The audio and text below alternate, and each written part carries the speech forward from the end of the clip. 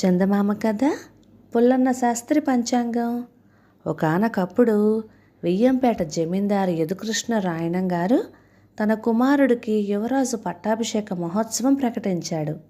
4 రోజుల పాటు జరిగిన పట్టాభిషేక మహోత్సవానికి కానుకల మీద ఆశతో బంధువులను వెంటబెట్టుకొని కవులు, పండితులు, పురోహితులు, కళాకారులు ఇలా చాలామంది వచ్చారు. జమీందారు వారికున్న పేరు ప్రఖ్యాతులను బట్టి వరుస క్రమంలో సన్మానాల జాబితా ఒకటి తయారు చేయించి దాని ప్రకారం ఎవ్వరిని విడిచిపెట్టకుండా అందరినీ తగిన రీతిలో సత్కరించాడు.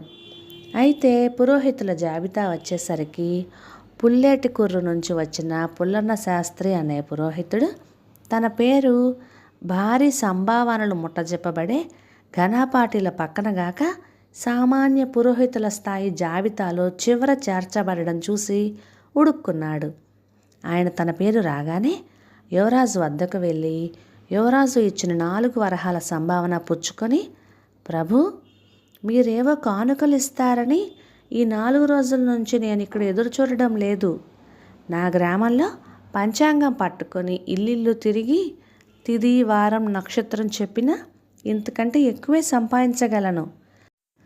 నేను మిమ్మల్ని కించపరచడం లేదు అనుకుంటే మీ గ్రామంలో ఒక పురోహితుడిగా ఇప్పుడు మీరిచ్చిన సంభావనను మీకు కానుకగా చదివిస్తున్నాను.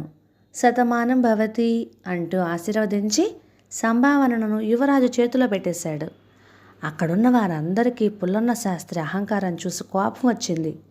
అయితే జమీందారు మాత్రం ప్రశాంతంగా, జమీందారు నదిలాంటి వాడు, ఆశ్రితులను వారు తెచ్చుకున్న పాత్రల పరిమాణాన్ని బట్టి నది నీరిచ్చినట్టే మేము కూడా వినికిడిని బట్టి తయారు చేసిన జాబితా ప్రకారం సంభావనలు ఇవ్వడం జరుగుతుంది. మీరు అంతకన్నా ఎక్కువ సత్కారానికి పాత్రులైతే చెప్పుకునే విధానం మాత్రం ఇది కాదు. నీరు తక్కువ వచ్చిందని పాత్రను నదిలోకి విసిరేస్తే నష్టపోయేది నది కాదు.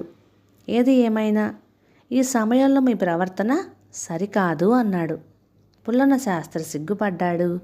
సభాముఖంగా ఆయన తన ప్రవర్తనకు క్షమాపణ చెప్పుకున్నాక జమీందారు ఆయనని పరీక్షించి అన్ని విధాల యోగ్యుడని ప్రశంసించి తగిన విధంగా సత్కరించాడు. పుల్లన్న శాస్త్రి పట్టాభిషేక మహోత్సవం ముగిశాక పుల్లేటికూరు గ్రామానికి వచ్చేశాడు. అహంకారంతో చేసిన పనైనా యువరాజుకే కానుకలు చదివించిన విషయం పుల్లేటికూరులో అందరినీ ఆకర్షించి పుల్లన్న శాస్త్రిని గ్రామంలో ప్రముఖుడిని చేసింది. దాంతో ఆయనకు గర్వం మరింతగా పెరిగిపోయింది. జమీందారునే ధిక్కరించి సన్మానం పొందడం ఆయన గొప్పగా భావించాడు. ఆనాటి నుంచి ఆయన ధనిక, పేద అనే తేడా చూడకుండా పెళ్లి చేయించిన, వ్రతం చేయించిన పురానికి హితం కోరేవాడే పురోహితుడు అన్న మాట మరిచి 1కి 2 రెట్లు సంభావనను గుంజేవాడు. ఇలా ఉండగా పుల్లేటికూరులో ఉండే తిక్కన్న అనే కవి తండ్రి కాలం చేశాడు. తిక్కన్న జమీందారు ఆశ్రయ కవులలో ఒకడవడం చేత జమీందారు 11వ రోజు కర్మకాండకి హాజరయ్యాడు.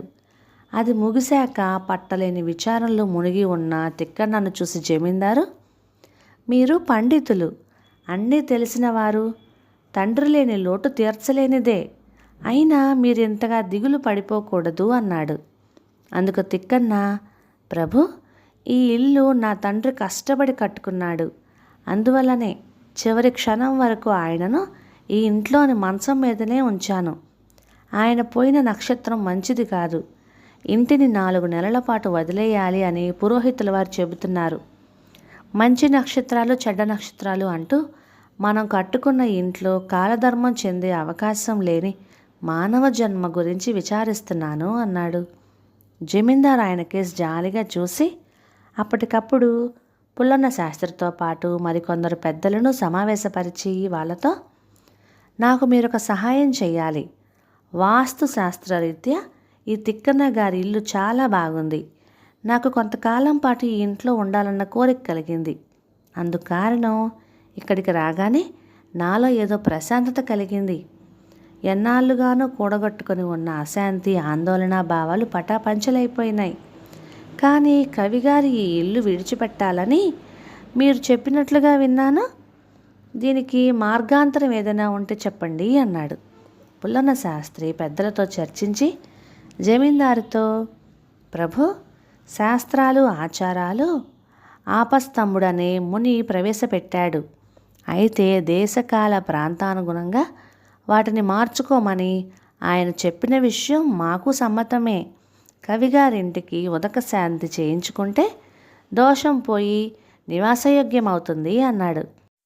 జమీందారు ముసిముసి నవ్వులు నవ్వి వెంటనే పుల్లన్న శాస్త్రి ఆధ్వర్యంలో ఉదక శాంతి జరిపించి తిరిగి వెళ్ళిపోతూ పుల్లన్న శాస్త్రితో, మన ఆచార వ్యవహారాలలో అనాగరికం, ప్రస్తుత కాలానికి అభ్యంతరకరమైనదేదైనా ఉంటే వాటికి మార్గాంతరాలు సూచిస్తూ పంచాంగంలో వివరణ ఇవ్వండి. నేను ఘనంగా సన్మానించి మంచి బహుమతి ఇవ్వదలచాను అన్నాడు.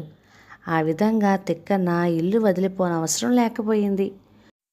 పుల్లన్న శాస్త్రి పండితులతో చర్చించి శుభాశుభ కార్యాలలో సులువైన మార్పులు సూచిస్తూ పంచాంగం తయారు చేసి జమీందారు చేత ఘనంగా సన్మానించబడ్డాడు. మన ఆచార వ్యవహారాలలో అనాగరికము, ప్రస్తుత కాలానికి అభ్యంతరకరమైనవి ఏమైనా ఉంటే వాటిని చిన్న చిన్న మార్పులతో మార్గాంతరాలు సూచిస్తూ దేశ కాల ప్రాంతానుగుణంగా వాటిని మారుస్తూ వచ్చారు. కథ సమాప్తం. ఇక ఈ కథ మీకు నచ్చినట్లయితే ఇలాంటి మరెన్నో తెలుగు చిట్టిపొట్టి కథల కోసం లైక్ చేయండి, షేర్ చేయండి, సబ్స్క్రైబ్ చేయండి. Thank you.